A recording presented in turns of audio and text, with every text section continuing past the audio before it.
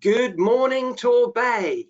Oh, welcome to you all. Thank you so much for joining number 6 in the series of Torbay Business Forum's Breakfast Bites. I'm Steve Reynolds, and which side are you, Jim? Are you over there, Jim? Which side are you? On my left or my right? I'm in between, I think, Steve. Of course, Uncle Jim Parker from Torbay Weekly here in support as always. And we could not produce these events without Emily Tucker from South Devon College. Give us a wave, Em. Hi, guys. Hello, good morning. And we could not bring the forum to you without our wonderful sponsors. So thanks to all our sponsors there. And of course, today we have sponsor of the day is Andrew Price, Chartered Accountants. So thank you, Andrew, for your kind sponsorship. Now, this morning we've got an exciting range of businesses for you. We are looking at Torbay Pharmaceuticals. We're looking at WeSup. We are going then across to the Torbay Youth Trust, and we will have an update from Steve Darling, lead of our council. So, Jim, I know in the kitchen you've been cooking. What have you been doing for us recently?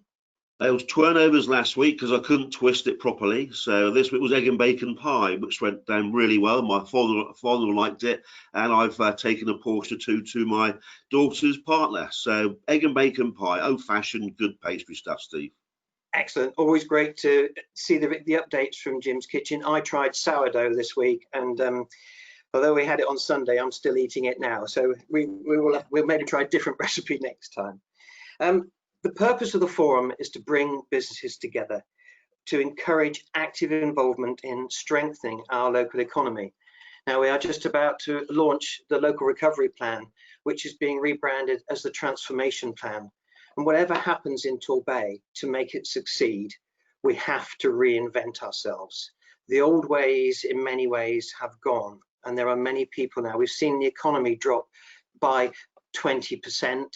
Now, it's a bit one of those no shit Sherlock moments, but it was going to happen. They were predicting 15%. It happened at 20. That shouldn't be coming as a surprise to us. Unemployment figures held through to April. That's because everyone's on furlough. It's going to be different, potentially, unless we can change things and help it so that it doesn't adversely affect us. People will have to change, redeploy as we reinvent. Now, our speakers today are here to help broaden our knowledge. But let's have a look at the next slide, Em, just to see what I find. This came out of the Bank of England's report. And you can see the yellow roundel talking about COVID-19 and the public health measures to contain it. So this is the effect on our supply chain, the disruption to business as we see it. And you see the loss of household income, the loss of firms' revenue. And the amplifiers are uncertainty, confidence, credit conditions, and financial conditions. Well, the credit conditions are interesting as firms have been on hold, borrowing billions of pounds to keep as we tread water. But confidence has to return.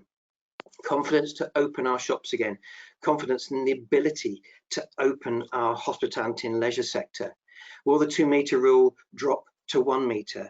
Who knows? It has to.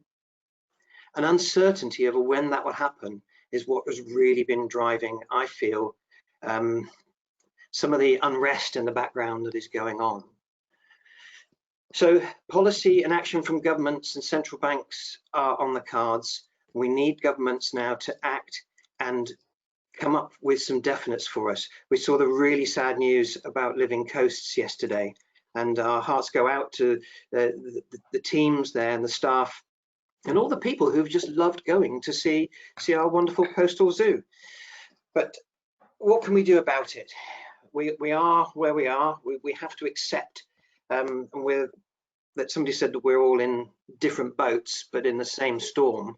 And we need to now work that out as we go forward. So I think without any further ado, I'm going to bring in our first speaker. And Emily, could you cue Robin Sutton from Torbay Pharmaceuticals, please? Torbay Pharmaceuticals. Good morning, Robin. Hi, Steve. Good morning, everybody.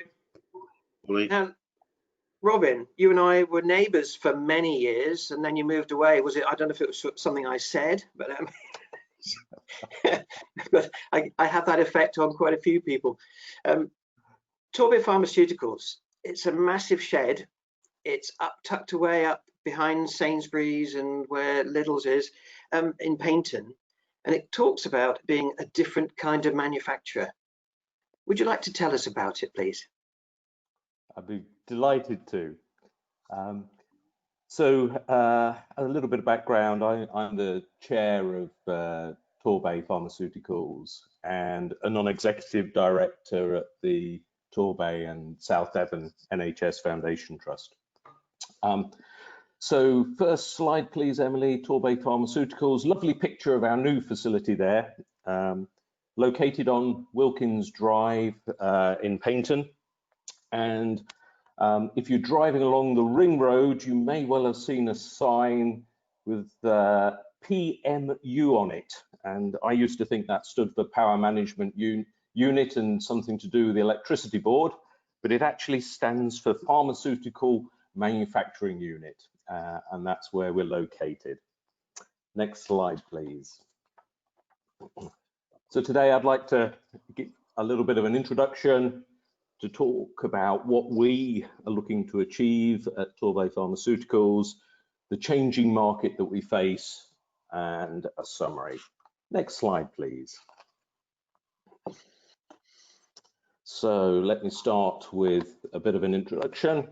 So TP, as we call it, very much involved for over 40 years now, and it's grown out of Torbay Hospital to meet initially specific requirements of the clinicians at the hospital, really kick-started by, I would say, lack of availability of certain medicines. And so very much an initial internal focus of the business in terms of supplying the hospital.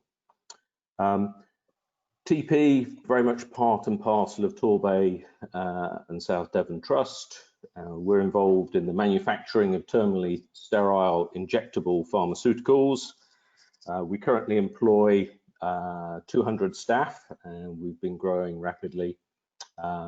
Large employer in the local area, and the profits that the business makes is returned to the trust to support our local healthcare community.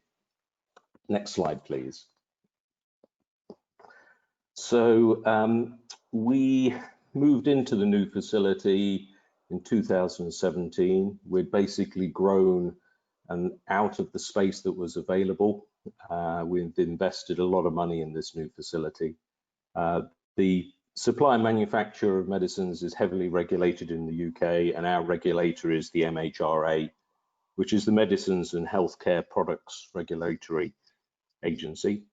In the photo there, this was actually taken pre-COVID lockdown, but gives a feel as to the manufacturing environment that we're involved in. It is a clean room environment, so when you're working in the manufacturing area, you will be suited and booted. And I'll return to that a little bit as we talk about the impact of COVID on the business. Being a recent facility, we are pretty much state of the art in terms of the equipment that we have, with automated production lines, and we have our own in-house microbiology and chem lab there. Next slide, please. So the products we're involved with here are very much used in what I would describe as an acute hospital environment. And again, I'll return to the impact COVID has had on the requirements from us. Those products are predominantly used in analgesia, anesthesia, nutrition and blood, and cardiovascular systems. We have a growing range of licensed products, and very much a strategy to license new products going forward. We manufacture a long list of unlicensed specials, and we have a good focus on the growth of contract manufacturing of opioids. I would describe TP as a niche supplier in the pharmaceuticals business. In broad terms, we sit between the very large patented drug companies and large contract manufacturing generic companies. Next slide, please. So talk a little bit about our vision and strategy.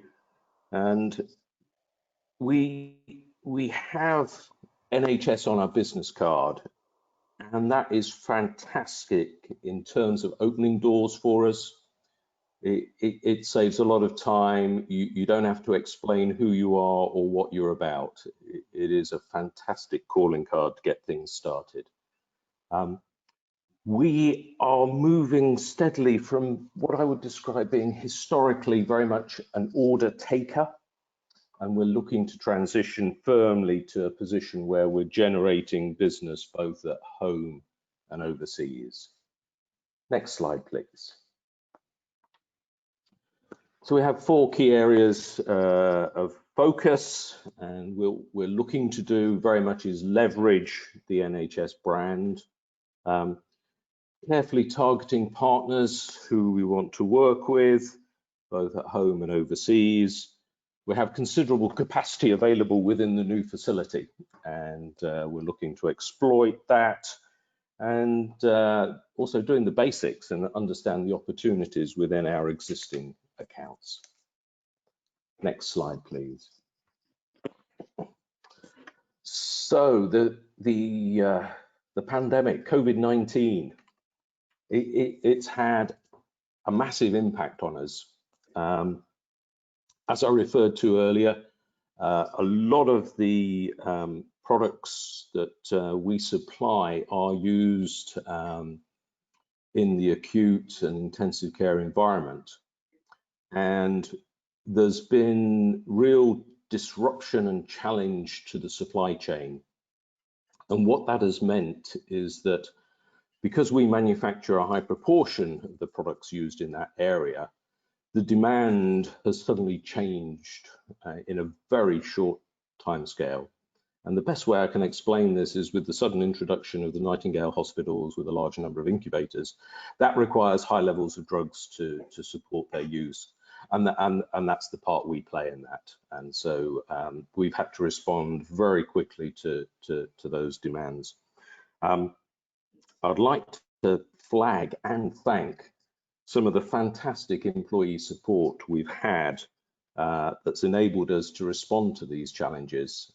We have literally, with lockdown, overnight moved to a flexible shift system. And that has been incredible change for us and great response from people involved in that. We've been able to utilize some of our non-production staff to set up alcohol sanitizing line, again, in very short order. And we're supporting from that pretty much the NHS in the Southwest with that product. A little bit of a byline, but there was an urgent need, so we were able to bring that into play very quickly. We've had a few sort of hiccups along the way. We had planned to go live at the beginning of April with our ERP system.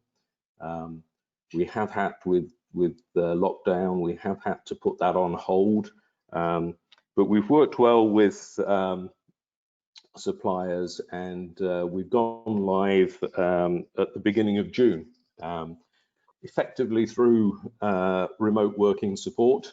But that's a big step forward for us, and I'm pleased it's progressing. We've been monitoring very closely within the business, not quite a gold, silver, bronze command system, but very close daily checks on how we're progressing and how we're supplying to the business.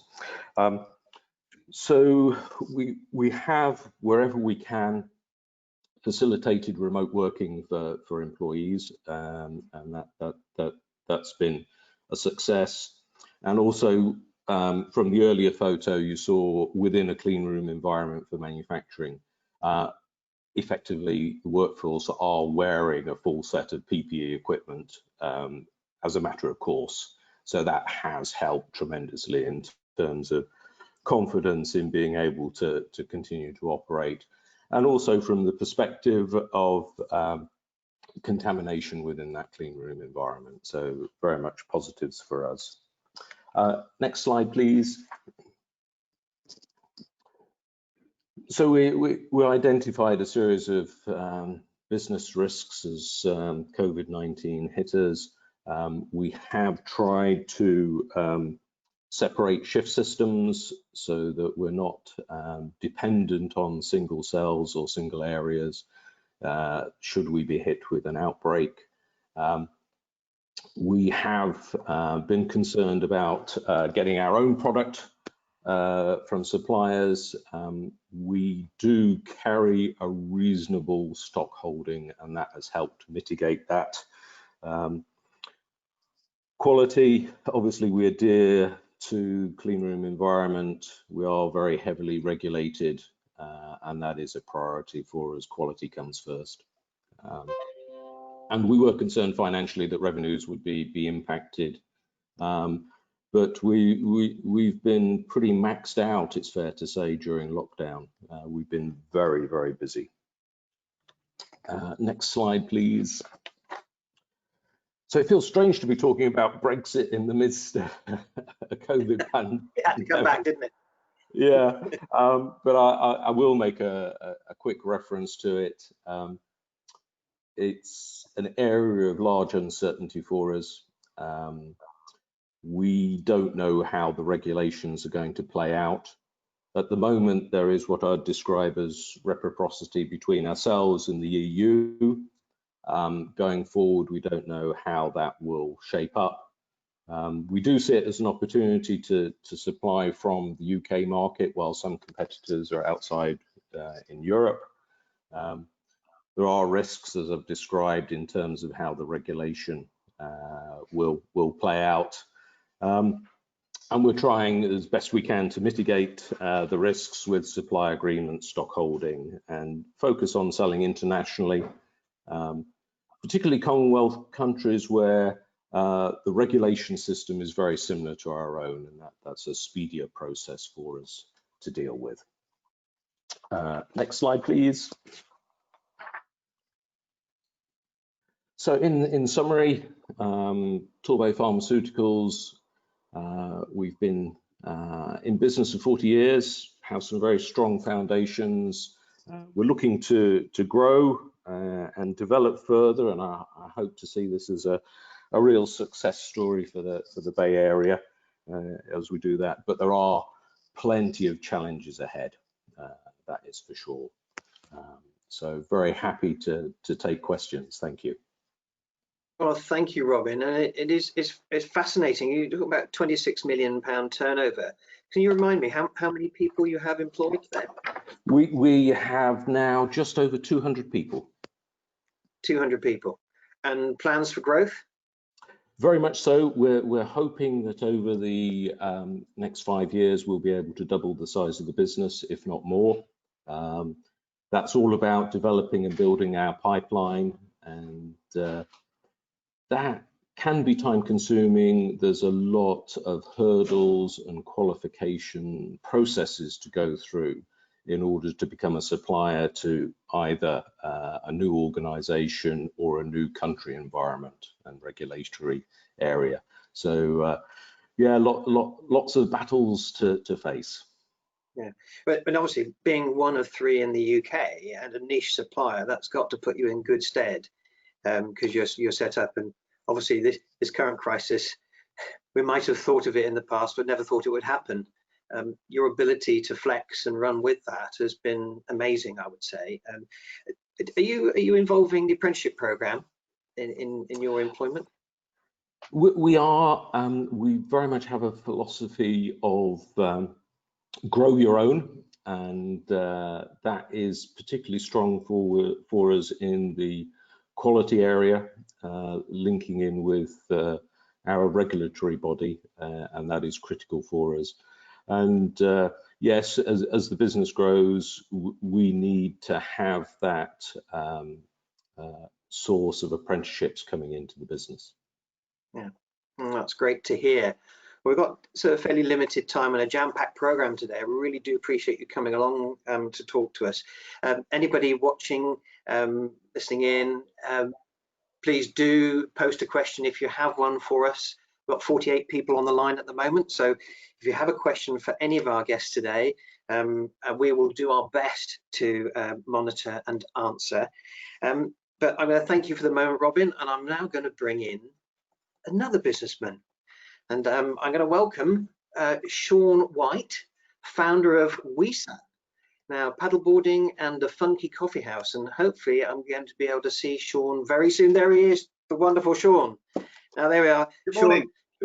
Sean's just here to make Jim and I look very old.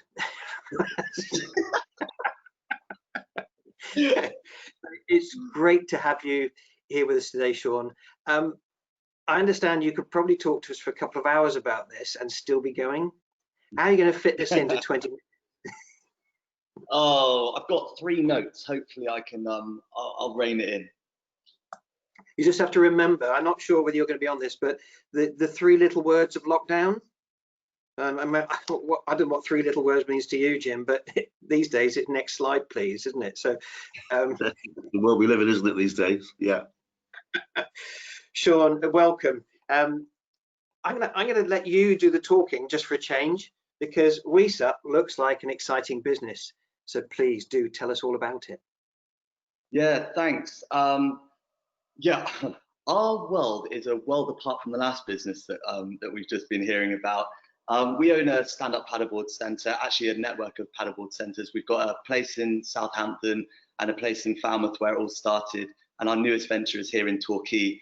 We essentially offer stand-up paddleboarding activities, but the whole business is found on a club, which was indicative of the fact that we were the first paddleboard centre in the UK 10 years ago now, and nobody knew what the sport was. So I tried to grow a family around the initial activity, and that did some pretty big things for the community in Falmouth.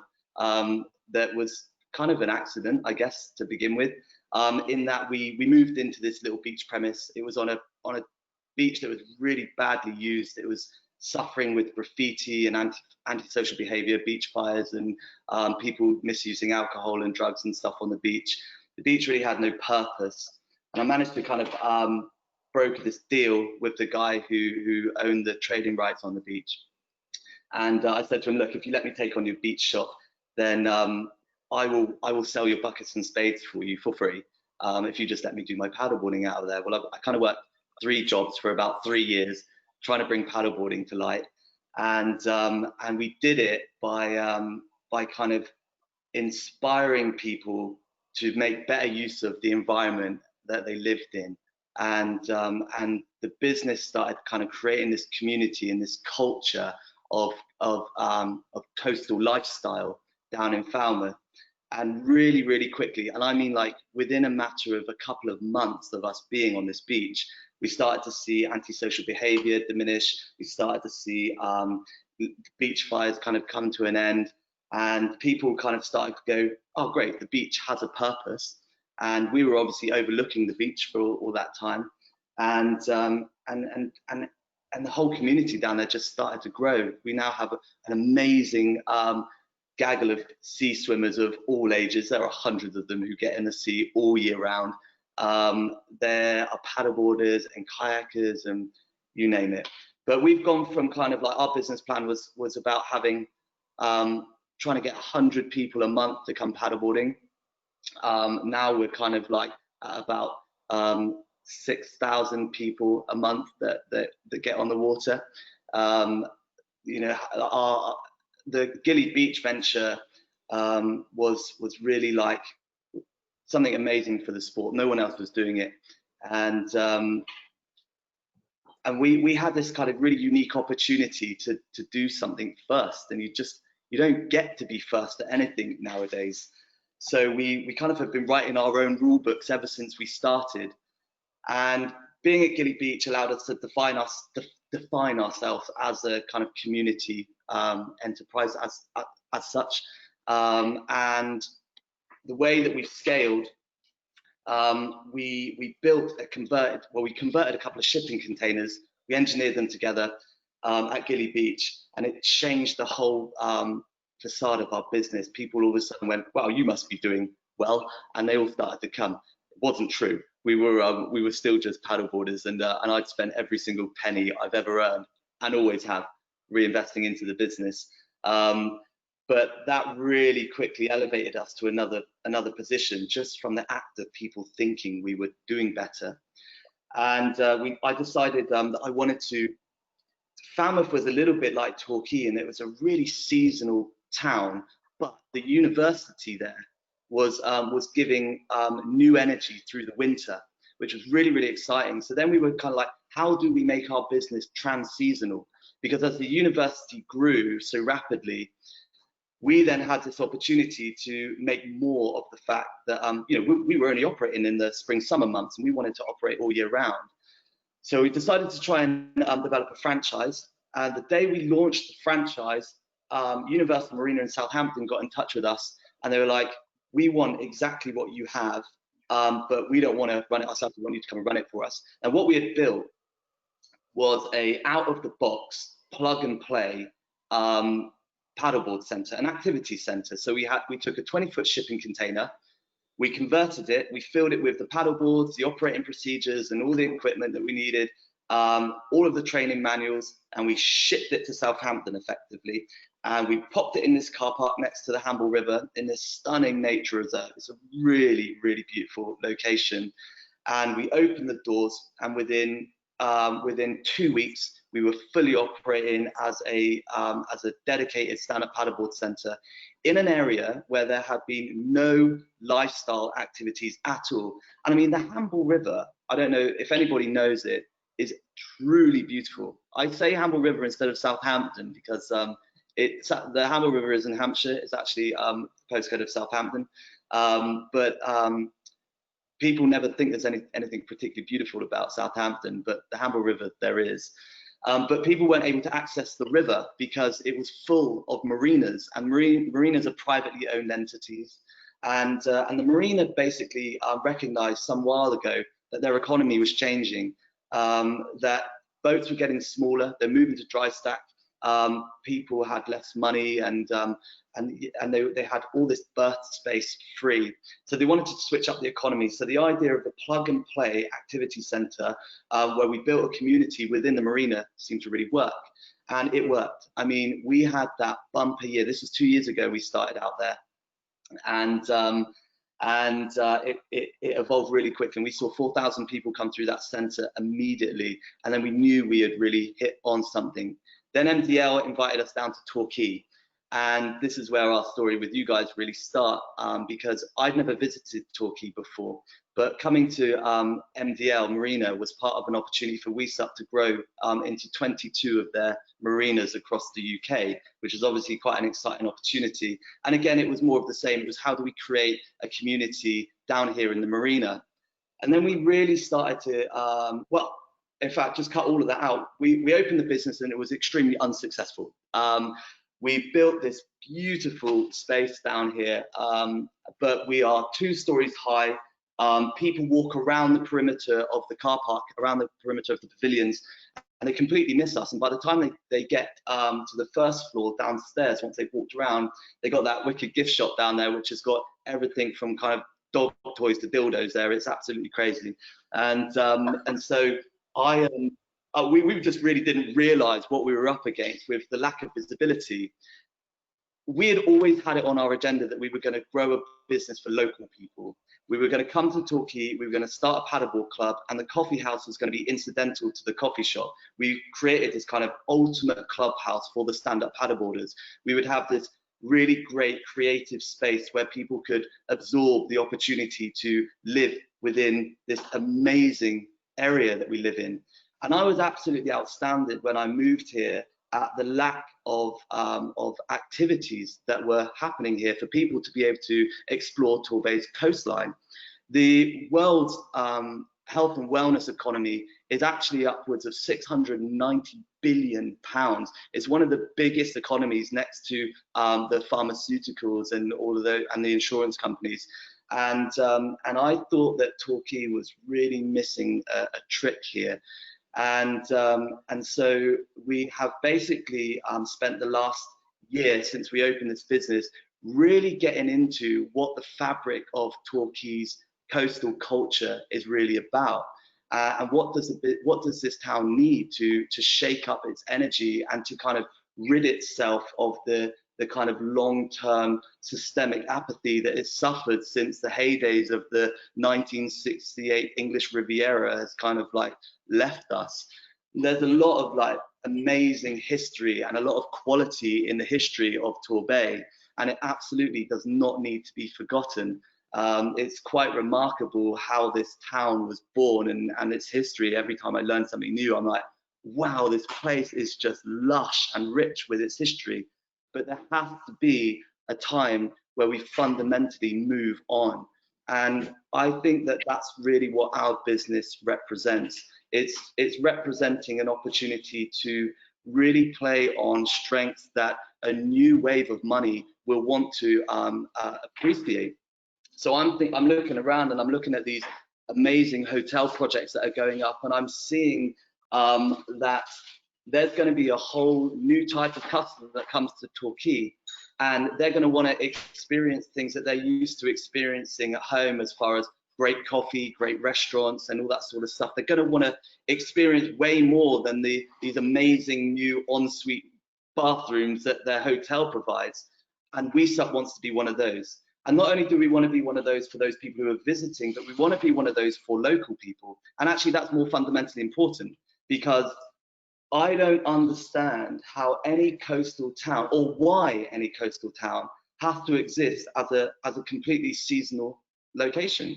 We should be trans-seasonal, and our business here in Torquay now represents that opportunity to become finally a trans-seasonal business. We've gone from being a pick up your board and go paddleboard experience to being this lifestyle entity where people can come and just be. They can just come and sit with a coffee. They don't have to go paddleboarding. They can just come and enjoy our soundtrack. They can enjoy our stuff. Our stuff, you know, are all here to make you guys feel great about yourselves and about what you do with your lives. And we're trying to encourage a culture of connecting people who love Torquay, who are active, who are not maybe active physically, but are certainly active in their mind. And so this space that we've created here has become a kind of culture hub. And to the extent where we've got a bar here, which has been really great. That's really open. It's really opened up the dialogue for people in Torquay, putting a bar in, and it's meant that we can kind of invite businesses who are all in all creative. We're talking about architects and graphic designers. We're talking about software engineers.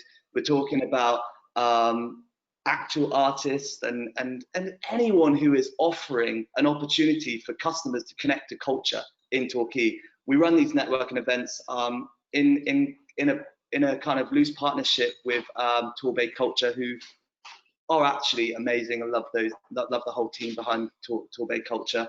And the Culture Club is about really informally networking people who are inspiring people to be really proud of where they live.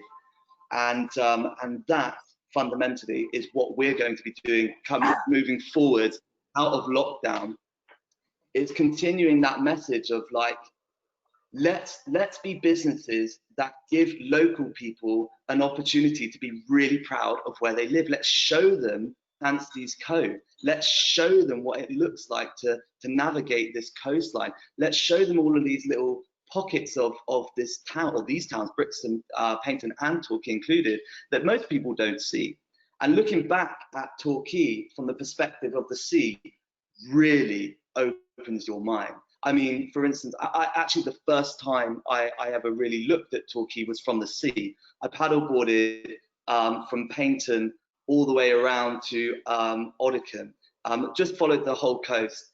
And one of the most remarkable places that I saw was Peaks Cove, which is next to Beacons Cove on the kind of eastern side of the Imperial Hotel. Do you guys know it? So we put a vision together there. I saw it from the sea, and I saw this terrace garden in this old World War II pillbox, and I was like, why is that area redundant? What is going on there? And I walked there a couple of days later, and I took a look at it, and I was like, oh my God, this place is staggeringly beautiful. It's this incredible terrace garden that goes right down to the sea from this old to this old sea swimming platform that's all dilapidated and falling into the ocean. And I was looking around at all the empty cans of Stella and the obvious signs of antisocial behavior, and I'm like, well, this is obviously an issue, and I wonder why. And I started talking to people about Beacon Cove and Peaks Cove in particular, because it's quite pertinent to where we are. It's right on our doorstep, and I was thinking, my God, like I've got quite a lot of we do a guided coastal tour in Norway, and we run a retreat in Montenegro, and these are people who live by the sea really, really well, and they really live in harmony with their environment. And that kind of experience got me looking at this place going, well, if we could transform those places into community spaces again, and really give local people a place to be that they're really proud of, then we start to elevate the consciousness of people who live in this town, and start to give people things that they're really proud of. And it's not just about making quick bucks out of the coach holidays and all that sort of stuff that happens in the good sunny season. That's great. We all need a little bit of that. That's one of the beauties about living down here. But really, we don't need to hibernate as a town when we've got such staggering beauty right on our coastline.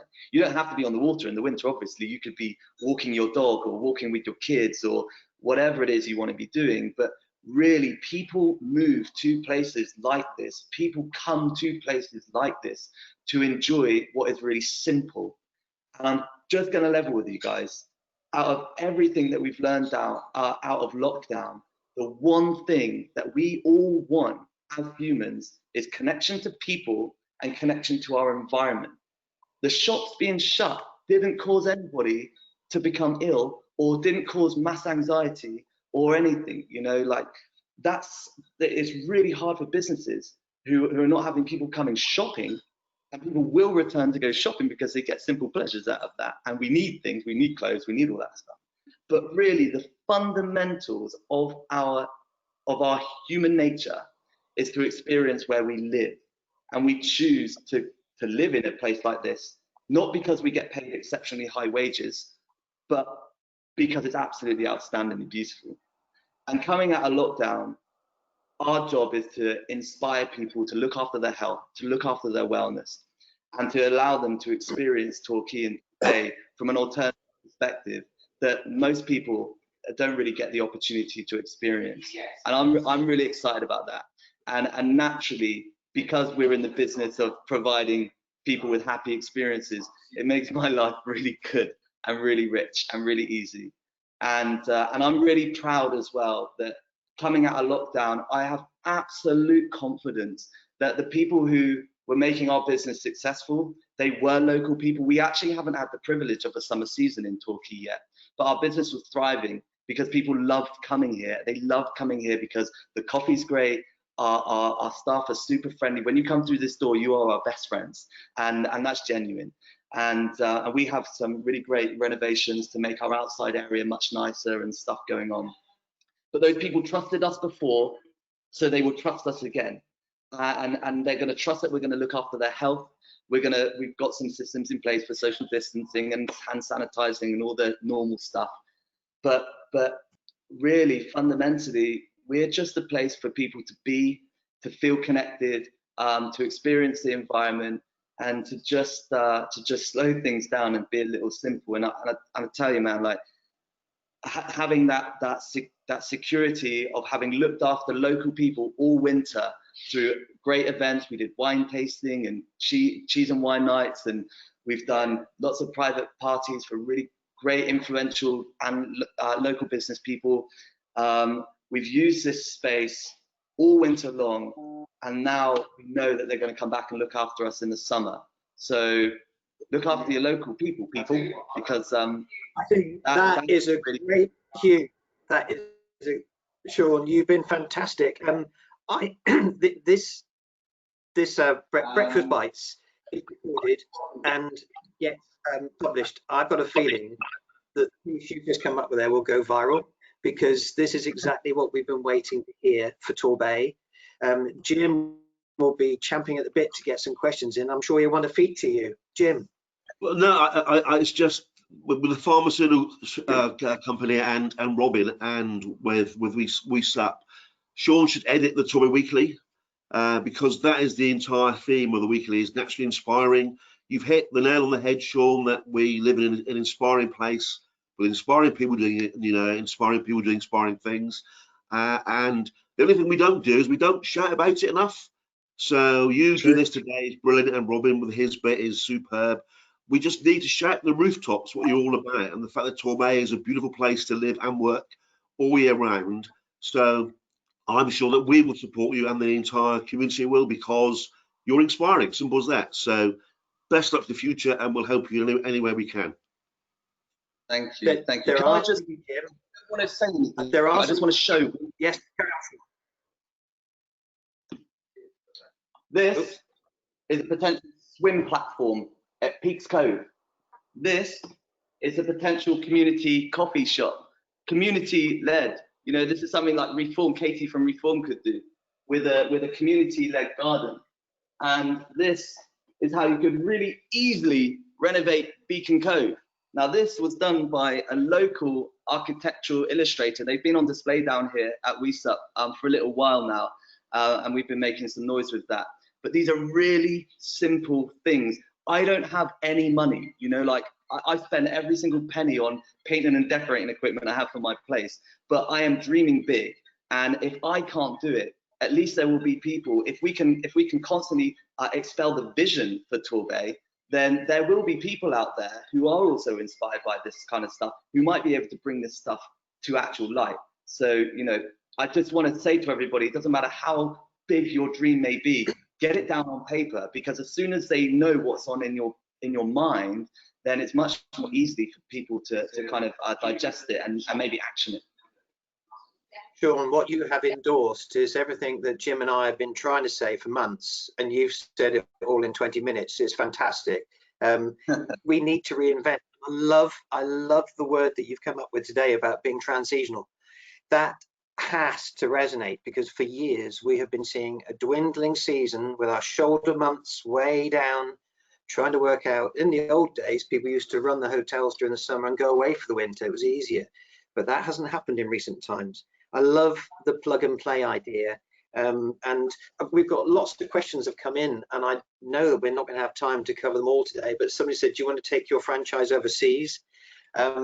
There's a Chris Gunson from Local Spark Torbay saying can't wait to come and see you again. Oh gosh, actually the questions are coming in so fast I can't keep up with them, and we do have limited time today. So Sean, can I ask you now, will you come back to and talk to us again? Yeah, absolutely, no problem. I love to talk, what can I say? Yeah, and it is great, and it's what we need to hear. So thank you for your input. Now, Jim, what's going on in the kitchen? Well, youth is the focus this week, Steve. So we've got the council leader, Steve Darling, with us. Steve is a great champion of youth with his aspirations for a child-friendly Torbay. And then we're going to go to Joe Morel from the Torbay Youth Trust and Teresa Mikalauskas from the Young Carer Service. But first to Steve about child-friendly Torbay. Yeah, and I just wanted, first of all, to just reflect slightly on what Sean was saying, because I'm a keen sea kayaker, and you know, to be honest, I don't get sup. So, you know, why stand up when you can sit down in a sea kayak and enjoy our glorious coastline? But it is incredible, and hats off to Sean there. I'll just do a quick flyby, if you don't mind, where we are with matters in Torbay. Just a brief overview. You know, there was an IFS report that came out yesterday that fingered Torbay and the Isle of Wight as areas that are going to be particularly hard in the current situation.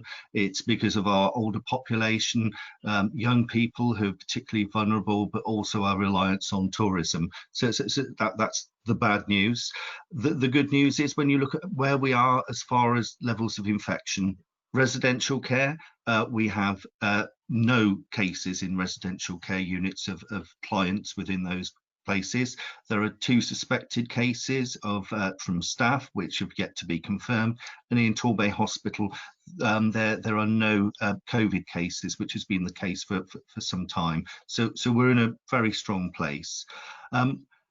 As far as I think emerging issues, I just wanted to touch briefly on living coasts and how we've really got a challenge there. It isn't a surprise that living coasts has, for want of a better phrase, fallen off of its perch, but it perhaps is just the tip of the iceberg of the challenge, because I know that many of us will have seen the reports and recognise that although there's 45 full-time employment places at living coasts, they're looking at redundancies across the zoo sector that they manage. And I would say that what we need for Torbay, and I've written to the Chancellor on this, is a bespoke furlough system because of our tourist sector and hospitality industry. We do need government to look again at the 2-metre rule, but things that we can affect, and we need to concentrate on that, is actually partnerships, and working in partnership is the way that you get the attention of government, but also you get better outcomes, whether it's the council and the hospital working close together, private and public sector, or voluntary organisations. If we can do that, then we get better outcomes, and that's where we come to child-friendly Torbay. And I just wanted to touch on this briefly. A number of us went and visited, there were 7 of us from Torbay Council, went and visited in the middle of February and up to Leeds to see what child-friendly Leeds looks like, because we want to have a positive vision for young people in Torbay, and it is outstanding what they do. And in essence, what it is about is having a vision of using the whole commonwealth of an area, both the public sector and the private sector, of trying to support those children who are most on the edge of our society and getting them into employment. And one example they gave was where Balfour Beatty were building a new road around the north part of Leeds, and they were trying to make sure that their apprentices were coming from those communities that were more on the edge of the economic activity, to make sure that you weren't just focusing on those children who were perhaps looked after, where we know we've been challenged historically in Torbay, but we're turning the corner around on that. But you've got the whole private and public sector identifying what the key challenges are to help those children in the area, and focusing on them relentlessly so that we actually turn that round, and that ends up being a positive for the whole of the community. But I just touch on that because I think it is something that we will be pushing harder on in the next couple of months. But thank you, Jim. No issues at all, Steve. Thanks for the update. And that leads us very, very nicely into a chat with Joe from the Torbay Youth Trust. Joe, Youth Trust, it's been a while in setting up, hasn't it? Yeah, hi everyone. I'm Joe and I'm the director of the newly formed Torbay Youth Trust. Yeah, we've only been operating since February, Jim, after seems like several centuries, but was actually quite a few years of planning and false starts. And we're the home for Torbay Youth Service and the Torbay Young Carers Service. Okay, and you're a charity now, I think, is that right? Yes, so we're set up with charitable status, and really our mission when we started off was to bring the youth service and the young carers service, which were historically part of the local authority for many years, out of the local authority and into the charitable sector, where I think, going back to Steve's idea of developing that wider commonwealth for children and young people, is much more possible for us to do that in the voluntary sector. So our mission really was to take those two services out from the local authority and to join our voluntary sector partners in what has turned out to be quite an interesting time in Torbay for the world of children and young people, with the development of the Imagine This partnership. Right.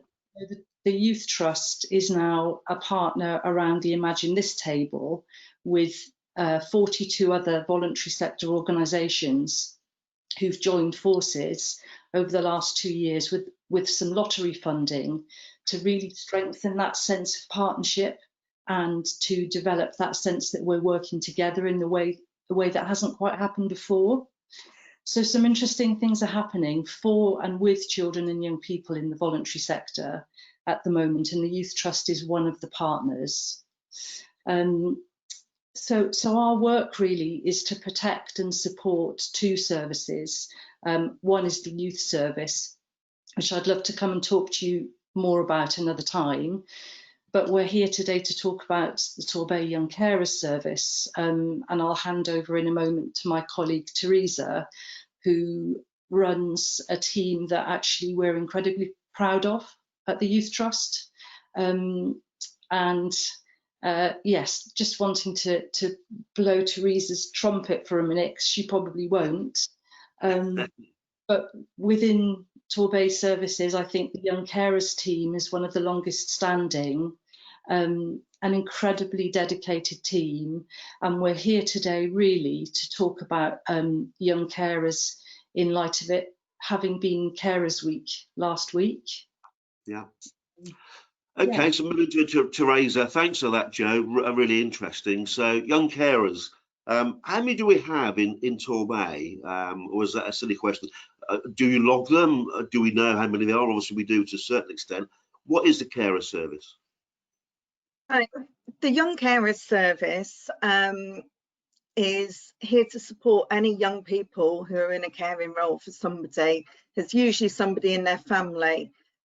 So it may be that a member of the family has an illness or a disability. It may be a mental health illness, or it could be an issue with using alcohol or substance misuse. So there are an awful lot of young people, many more than you would imagine.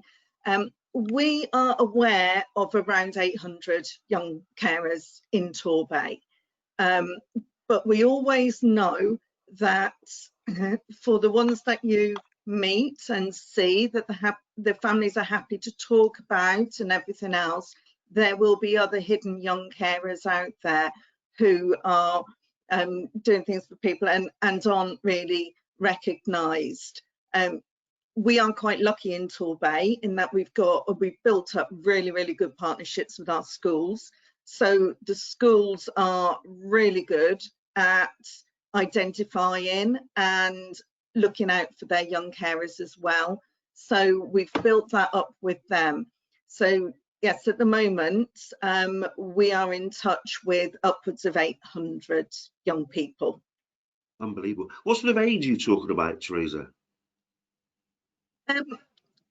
We work up to the age of 18. And at the moment, we don't actually have a minimum age. Now, it can be really, really hard to imagine that a 3-4-year-old could actually be helping to care for somebody in their household. But the reality is that there are some young people in that situation. Now, they're not doing the amount of care that perhaps others would be. They're not sort of the main carer, but there are certainly some very young children in the Bay who are doing things that would not be expected of a child their age and knowing things that we wouldn't really expect that young person to know. So although there's only a few, we don't have minimum age for that reason, because those, whatever age they are, young carers deserve to be recognised and supported. And how do you support them? In a variety of ways, obviously, but it's to the ordinary punter, you can't think of a 5-year-old little girl supporting somebody in a home. It doesn't ring true until these conversations come to the fore, and then we talk to brilliant people like you doing brilliant work. So how do you support that little girl caring for mum? There are so many ways that a lot of what we've been doing is building up relationships with the family. So we don't just look at the child in isolation, we look at the whole family situation, because a lot of the time, if nothing actually happens, so if the girl's looking after mum, for example, then unless something perhaps happens for mum, nothing can change for the child. So sometimes it's about making sure that the family members are linked up with the support that's needed. And of course, with recent times and cuts and austerity, that's been particularly difficult, because as support services are closing, that's actually putting more onto some of the Bay's young people. And so it becomes a bit harder to make sure that the level of care doesn't fall down to members of the family. But we do groups, we do activities both for whole families and for the young people themselves. And during COVID, it's been a strange time. Isolated young people, as young carers do tend to be quite isolated, have actually been even more isolated than usual a lot of the time, and especially as somebody shielding in a family, they felt like they're not able to go anywhere at all, and there's been an awful lot of worry about COVID. So we've been doing an awful lot of phone calls. We've been creating podcasts alongside sound communities, which have been wonderful. So we've been trying to engage with young people through using the internet, using Zoom, doing what we can really to keep those and build those connections. It's been an interesting time, and actually it's been very enjoyable in some aspects. I think interesting. Sorry, go on. Yeah, I was just going to pick up on what Teresa's just said, Jim, and go back a little bit to Steve's comment as well, because I think even though the work we do at the Youth Trust is incredibly complicated in a lot of ways, and we're dealing with some very vulnerable children, families, and young people, really it's quite simple. And I think the message, one of the key messages that Steve brought back from Leeds was absolutely the message that we're promoting at the Youth Trust, which is that at the end of the day, what's really important is that we form relationships of trust with children, young people and families. And I think the work that the Young Carers Service do is such a good example of investing that long-term relationship-based work.